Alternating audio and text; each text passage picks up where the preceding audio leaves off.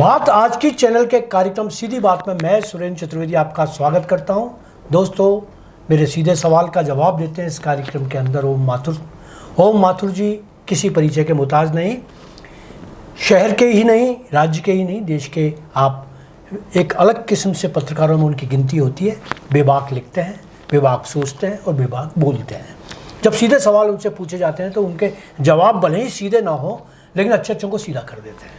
ये ओम माथुर की खासियत है। आज जिस बात पर हम बात करना चाहेंगे वो सीधी बात है, अशोक गहलोत और सचिन पायलट जो दोनों दिग्गज नेता हैं और जिनकी आपसी लड़ाई के किस्से अखबारों की सुर्खियां बनते थे और सुर्खियों के बाद में उन्होंने यह स्थिति कर दी कि सत्तारूढ़ पार्टी सत्ताच्युत हो गई और देखते ही देखते ये दोनों नेताओं के जो कद थे, मद थे, पद थे, ये सब आपस में टकराने लगे।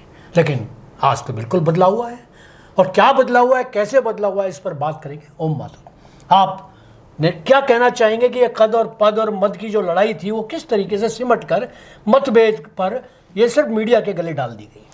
सुरेंद्र, मुझे लगता है कि दोनों दिग्गज नेताओं अशोक गहलोत और पायलट को भी समझ में आ गया है कि एक दूसरे से लड़ने और गुटबाजी फैलाने का मतलब है सत्ता से बाहर रहना। जी, ये आप इस तरह समझ सकते हैं कि पिछले विधानसभा चुनाव में कांग्रेस 70 सीटें लेके आई थी, भाजपा 115। बहुत अंतर नहीं, 10-15 सीटें इधर उधर हो सकती थी, लेकिन चूंकि दोनों आप जो कह रहे हैं कद पद और मद में जो टकरा है उसका कांग्रेस को नतीजा भुगतना पड़ा। लेकिन आज का दिन राजस्थान की राजनीति के लिए इसलिए बहुत महत्वपूर्ण है कि पहले 7 जून को सचिन पायलट अशोक गहलोत घर गए, उन्हें सम्मान के साथ अपने पिता की 25वीं पुण्यतिथि पर दौसा आने के लिए आमंत्रित किया। और 24 में, पिछले 24 नहीं, वो जब मानेसर कांड हुआ था, हाँ, उस टाइम जो घटना हमने देखी, नाकारा, निकम्मा, कोरोना जो कहा गया था सचिन पायलट के लिए अशोक गहलोत ने, हाँ, और मेरे ख्याल में राजनीति में जब मैं समझाऊं तब अपने निम्नतम स्तर के शब्द काम में लिए गए थे। हाँ, मैं ये पूछना चाह रहा था ओम जी की ये 24 तारीख तक 24 बार ये पुण्यतिथि मनाई गई इनकी, उस पर इन्होंने कभी भी अशोक गहलोत को याद नहीं किया। इस बार क्यों कर लिया? अशोक गहलोत कभी नहीं गए। अशोक गहलोत वैसे जो जीरोता में स्मारक बना है पायलट का, उसका उद्घाटन जरूर अशोक गहलोत ने किया था भूपेंद्र सिंह हुड्डा के साथ, जो हरियाणा के मुख्यमंत्री रहे। उसके बाद शायद एक बार और गए 25 साल में, और अब 25 पुण्यतिथि पे गए। और मुझे लग रहा है सुरेंद्र जी, दिल्ली से निर्देश मिले हैं गांधी परिवार से कि अब अपना मतभेद समाप्त करो, नहीं तो फिर मुझे लग रहा है उन्होंने ये भी कह सकते हैं कि हम नया नेतृत्व विकसित करते हैं राजस्थान में। क्योंकि जिस तरह विपरीत पीठ से आप सीने पे लग जाते हो, दिल लगा लेते हो। अब आप देखिए, जब ये सब घटनाक्रम है उसके बाद जब अशोक गहलोत आज गए तो मीडिया ने उनसे पूछा तो अशोक गहलोत कहते हैं कि हम दूर कब थे, हमें तो बहुत प्यार मोहब्बत है।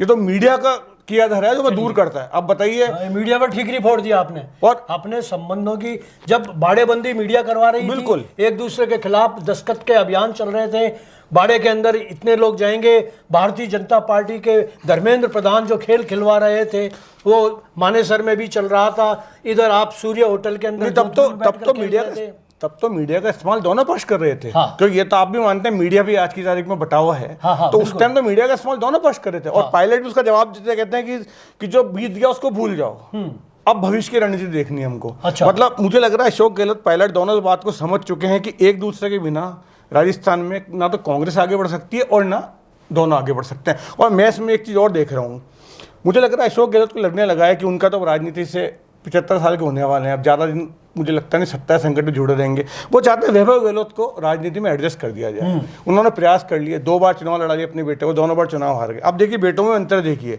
पायलट अपने पिता की विरासत पे इतना आगे निकल गया उसको लेके, और वैभव गहलोत पिता के होते हुए आगे नहीं बढ़ पा रहे हैं। तो मुझे लग रहा है अशोक गहलोत को लग रहा है कि सचिन पायलट अगर साथ आते हैं तो वैभव गहलोत को सेटल करके अपनी राजनीति को विराम दे सकते हैं। दूसरी बात, कांग्रेस को भी लगने लग गया है कि दोनों नेता अगर इस तरह लड़ते रहेंगे तो जो कार्यकर्ताओं के निचले स्तर तक जो विभाजन हुआ है, 2 गुटों में बटी हुई कांग्रेस, उसका नुकसान कांग्रेस भुगत रही पिछले 5 सालों से। आप देखिए 2000 तो आपके ये सवाल से मेरा सीधा सवाल ये है ओम जी कि जो सेनाएं पराजित हो चुकी, लड़के इनके कहने से लड़ी, मौत के घाट उतार दी गई, आपस में निंदा प्रस्ताव पारित हुए, आप मुकदमे दर्ज हुए सारे, क्या आप सोचते हैं कि वो सारे के सारे एक हो जाएंगे? मैं यही कह रहा हूँ जिस तरह से पायलट और अशोक गहलोत गुट ने जिला स्तर पर और ब्लॉक स्तर पर कांग्रेस को विभक्त कर दिया है, उन लोगों को एक होने में बहुत मुसीबत होगी। आपने तो कह दिया अपने मुझे, हमें मतभेद नहीं है, लेकिन आपने जो जहर की खेती जमीन स्तर पे की है कार्यकर्ताओं के बीच में। बिल्कुल। हमने विधानसभा चुनाव देखा सुरेंद्र जी पिछली बार, बिल्कुल बिल्कुल सबको ये पता था पायलट का उम्मीदवार कौन है, अशोक गहलोत को। अजमेर ये जिले में हमने देखा है किस तरह साजिश की है, हराने के लिए हराया गया है। तो अब देखना मूल रूप से यही होगा कि क्या निचले स्तर तक कार्यकर्ता इसको सहन कर पाते हैं क्या। लेकिन ये बात आप मान के चलिए सुरेंद्र जी, अगर अशोक गहलोत और पायलट सच्चे दिल से मिले हैं, तमाम मतभेद बुलाकर मिले हैं और भविष्य में साथ रहने को मिले हैं, तो कांग्रेस के लिए अच्छी खबर है और भाजपा को थोड़ी परेशानी से जरूर होगी। देखिए आप, क्योंकि ये तो आप मान के चलिए सचिन पायलट का भी ऑरा बहुत बड़ा है। आज वो राजस्थान में मेरे को लग रहा है सबसे कांग्रेस के सबसे बड़े नेता और जो भीड़ जुटाने में समर्थक जिनके पास है पायलट है। आप बिल्कुल सही कह रहे हैं ओम जी, लेकिन सचिन पायलट के जो पाइल्स थे उनका इलाज हो गया क्या? नहीं देखिए, वो तो सचिन पायलट को भी पता है 2028 के चुनाव होंगे और उसके पहले पंचायत चुनाव और निगम चुनाव होंगे, टिकट बांटी जाएगी, उनमें अगर अलग अलग लड़ेंगे तो फिर वो स्थिति आएगी। तो आप जब टिकट बटेंगी तो ना हो, ऐसा हो नहीं सकता। अब ये इसकी पहली परीक्षा तभी होगी अब निगम चुनाव होंगे और पंचायत चुनाव होंगे, उसमें दोनों पक्ष किस तरह मिलते हैं। लेकिन मेरा कहना ये है कि कुछ नहीं से कुछ बेहतर है। जब दोनों बिल्कुल अलग लड़ते थे बैठ के एक दूसरे से, अब दोनों साथ तो बैठने लगे हैं ना।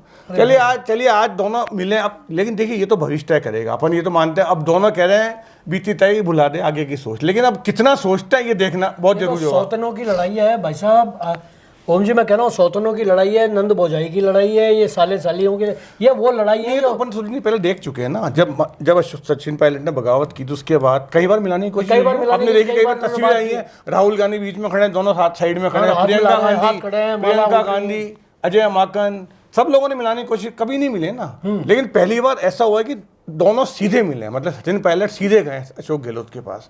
हालांकि अशोक गहलोत पिछली बार बीमार थे 2-2.5 महीने, तब पायलट उनसे मिलने नहीं गए थे।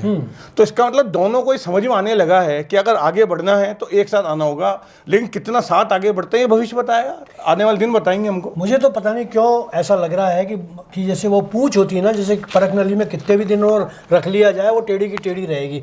तो मुझे नहीं लगता कि ये जो पूंछ है ना वो टेढ़ी सीधी हो जाएंगी, मतभेद मिट जाएंगे। सुरेंद्र जी, मतभेद अगर आपके स्वार्थ पूरे करने हैं तो मतभेद तो मिटाने पड़ते हैं आपको। राजनीति में कौन कब क्या बोलता है आप देखिए ना, जो लोग प्रधानमंत्री मोदी को गालियां बकते थे वो आज कांग्रेस भाजपा में 3 पदों पर है। आप गौरव वल्लभ को देख लीजिए, 3 दिन पुरानी घटना है, जो चुनाव लड़े थे उदयपुर से, कांग्रेस के प्रवक्ता थे, आज वो प्रधानमंत्री आर्थिक सलाहकार समिति के मेंबर हैं। तो राजनीति में सब कुछ संभव है। राजनीति मेरे को लगा ऐसा क्षेत्र है जहाँ कुछ भी करके मुकर सकते हो और कुछ भी करके भूल सकते हो।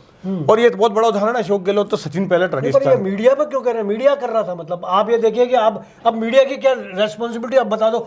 अब इसके बाद में जब जितने भी मतभेद की घटनाएं, खबरें ये छापी गई, जितनी भी मनभेद की बात हुई, उसको मीडिया ने अगर किया तो मीडिया की अब रेस्पॉन्सिबिलिटी क्या बनती है, जिम्मेदारी? नहीं, मीडिया ने छापा क्या है वो तो आप बोल रहे हो कैमरे पे। अब ये बहुत आराम हो गया सुरेंद्र जी। अब आपकी हर बोली हुई चीज, हर करी की मीडिया कैमरे में कैद होती है। आप लिखन में तो मुकर सकते थे, जब अखबार वालों को आप कह सकते थे हमने इनको नहीं कहा, अब तो आप बोल रहे हो। पायलट अशोक गहलोत बयान आज फिर वायरल होने वाले। देखिए ये तो आप मान के चलिए कि अभी भी कुछ लोग हैं शायद कांग्रेस के, शायद भाजपा को चाहते हैं दोनों साथ नहीं हो, तो आज वो बयान वायरल हो रहा है। कोरोना है, सचिन पायलट नालायक है, निकम्मा है, तो वो बयान तो आज ही वायरल हो रहे हैं और वो बयान तो हमेशा रहेंगे, भले आप कहते रहिए। आज दोनों ने, लेकिन सचिन पायलट ने एक बार अच्छी कही है, सचिन पायलट समझ में आ गया कि बीती बात बुलानी पड़ेगी। अशोक गहलोत ने आज भी वही बात कही है जिसके लिए हमेशा जाने जाते हैं और जिसके लिए उन्हें कहा जाता है कि वो अंत में बल्ला बैटिंग छक्का मार के खुद सारी महफिल खेल। आज भी उन्होंने ये बात कही है कि हमें मतभेद कब थे, मतभेद तो 5 साल मिले कब थे आप बताइए ना।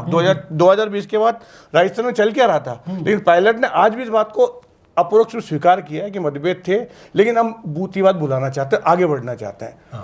अब तो चलिए हम जी एक काम करते हैं अपन, ये मैं बात पूछना चाहूँगा अपने धर्मेंद्र राठौड़ साहब से, जो अशोक गहलोत के दाएं बाएं हैं, और महेंद्र सिंह रणौता से जो वहाँ के दाएं बाएं हैं, या विजय जैन से जो वहाँ के दाएं बाएं हैं, या नसीम अख्तर से जो वहाँ के दाएं बाएं हैं। तो वहाँ के और यहाँ के जो दाएं बाएं में चल रहा है, कल मैं अगर इनको बुलाता हूँ तो आ जाएंगे ये सारे के सारे लोग कि आपस में मैं ये चलो भरत मिलाप कर लेते हैं। एक तरफ धर्मेंद्र राठौड़ बैठ जाता है, एक तरफ महेंद्र सिंह रणौता बैठ जाते हैं और दोनों इस बातों से एक सुर में बात करते हैं। देखिए अब ये तो सुरेंद्र जी, ये तो अभी आज तो दोनों ने बयान दिए, अब अगले स्तर पे क्या होता है ये देखना पड़ेगा ना। अब दोनों सचिन पायलट, अशोक गहलोत अब अपने जो समर्थक हैं उनको क्या मैसेज देते हैं। पर आज जो मैसेज दिया वो तो दिया है कि भाई हम एक हैं। अब निचले स्तर पे देखिए, वैसे एक बात होता है सुरेंद्र जी, झंडा दोनों उठाते हैं, उनके समर्थक उठाते हैं, और अगर जब ऊपर एक हुआ तो नीचे दिखावा से करना तो पड़ेगा। लेकिन ये बिल्कुल सत्य है कि जो इस तरह के नेता हैं जो विधानसभा चुनाव लड़ते हैं, निगम चुनाव लड़ते हैं, वो एक दूसरे को निपटाने में कसर कभी भी नहीं छोड़ेंगे, नहीं छोड़ेंगे। भले कांग्रेस की मान रही है। मैं आपके मुंह से यही कहना चाह रहा हूं। नहीं तो सुरेंद्र जी दिखती सी बात है। आप मुझे बताइए, अजमेर की बात क्यों करें अपन, राजस्थान में हर जगह झगड़े हुए हैं ना। जब राजनीतिक स्तर यहाँ तक आ जाए कि एक गुट का नेता आ रहा है, दूसरा गुट का नेता स्वागत करने जा रहा है, और दोनों राष्ट्रीय स्तर के नेता आपकी पार्टी के, उसके बाद क्या बचता है? फिर मारपीट के मुकदमे दर्ज हो रहे हैं, बिल्कुल हर जगह हो रहे हैं। लेकिन मैं इसमें कहना चाहता हूँ कि कांग्रेस के लिए ये कुछ खुशी की खबर है। और मुझे लग रहा है, देखिए सुरेंद्र जी, भाजपा की स्थिति जो आज आपको पता है, जो सरकार के और जो संगठन की स्थिति है, तो एक कांग्रेस भाजपा में डर तो जरूर होगा कि दो दिग्गज अगर साथ आते हैं तो कुछ फर्क जरूर पड़ेगा, और कुछ फर्क तो देखो पड़ेगा। आप अपन इस बात को देखेंगे भविष्य में। लेकिन आज जो भाजपा की स्थिति है, ना मनोनीत पद दिए जा रहे हैं, ना मंत्रिमंडल का विस्तार हो रहा है, मुख्यमंत्री की स्थिति सब देख ही रहे हैं, तो उसके बाद जो भाजपा भी एक तरह से आज़ाद चल रही है, ऐसा लग रहा है नियंत्रण है किसी को उसका। ऐसी स्थिति में ये दोनों अगर साथ आते हैं तो एक तो इससे क्या होगा, जो और गुटबाजी पनप रही थी, डोटासर गुट अलग हो गया था, एक कहने लग गए थे, टीकाराम जूली गुट अलग हो गया था, भंवर जितेंद्र सिंह अपनी दुकान चला रहे थे, तो अब ये दो एक होंगे तो बाकी दुकानें जो कांग्रेस की ओपन जरूर होगी, देखिए आप, क्योंकि बड़े गुट ये दो ही हैं। तो अब ये दो गुट होंगे तो बाकी जो छोटे गुट है वो अपने आप समाहित हो सकते हैं। लेकिन देखना होगा कितने दिन तक रहते हैं। और आप दूसरी बात ये भी सुरेंद्र जी, अशोक गहलोत के बाद पता लग चुकी है कि अब सचिन पायलट कांग्रेस के रेस वाले घोड़े हैं, अब वो बारात वाले घोड़े नहीं हैं। और जो घोड़े बताए गए थे, मुझे लग रहा है अशोक गहलोत बारात वाले घोड़े भी नहीं रहे कि संगठन में पद दिया जाए, बिल्कुल नहीं रहे। तो ऐसी स्थिति में अशोक गहलोत ने स्वीकार कर लिया, सचिन पायलट को साथ लेकर अगर आगे बढ़ा तो मेरी राजनीति भी चलेगी। और पायलट ने समझ लिया, इनको छोड़ के मैं क्यों, एक विवाद होता है कि सुरेंद्र, दोनों जो गुट है उनमें कुछ लोग होते हैं चाटुकार, जो एक दूसरे को भड़काते रहते हैं। और अशोक गहलोत को कहा जाता है कि उनकी जो मुखबिरी तंत्र राजस्थान के अंदर वो बहुत गहरा है, वो पल पल की खबर देता है सचिन पायलट के लिए। और ये इससे साबित होता है कि जब मानेसर सचिन, जब ये किस्सा हुआ था 2019-20 में, आप देखिए सीमा पार नहीं करने दिया, मानेसर तक पहुँच पाए थे और विधायकों को बीच में उठा लिया गया था। तो ये स्थिति अभी भी है। तो ऐसे में अगर दोनों साथ आते हैं तो कांग्रेस कुछ राहत ले सकती है और भाजपा को कुछ परेशानी हो सकती है। और ये हमें इसका पहला नतीजा दिखना पड़ेगा जब चुनाव होंगे। और अभी 2028 में चुनाव है सुरेंद्र जी, बहुत पानी बहना बाकी है अभी तो। और ऐसा को भाजपा ने, आप 17 महीने के शासन में मुझे लगता नहीं भाजपा ने कुछ ऐसा करा हो जो कांग्रेस से अलग हो। आज आप देखिए अपराध राजस्थान में बढ़ रहे हैं, बजरी माफिया की स्थिति आपको पता है क्या है, अफसर बिल्कुल बेलगाम है, मंत्रियों को कुछ पता नहीं हमें क्या करना है। तो ऐसी स्थिति में लग रहा है सरकार कहाँ से चल रही है, नियंत्रण कहाँ से हो रहा है, हर आदमी को पता है। ऐसी स्थिति में जब विकल्प जो खुलता है, वैक्यूम जो होता है, वो दोनों मिलकर भर सकते हैं, सत्ता में नहीं, अभी फिलहाल संगठन में। और जब संगठन मजबूत होगा तो सत्ता अपने आप मजबूत होती है। और भाजपा को हमेशा संगठन मजबूत होने का लाभ मिलता है। भाजपा की उम्मीदवार भले कैसा भी हो, लेकिन संगठन पूरी ताकत से उसके साथ लगता है। इसलिए अभी देखना होगा कि राहुल गांधी, सोनिया गांधी दोनों कितनी छूट देते हैं, किसको कितना आगे बढ़ाते हैं, ये आने वाला भविष्य में बता ही देगा कैसे रहती है। तो मित्रों, इस मुद्दे पर यही बात थी। ओम जी का बिल्कुल कहना मैं मानता हूँ कि बिल्कुल सही है कि थोड़ी बहुत राहत, जैसे कहते हैं ना कि बारिश होने वाली है और आपके पास छाता आ गया है, बरसाती पहन ली है आपने, तो थोड़ी बचत हो जाएगी।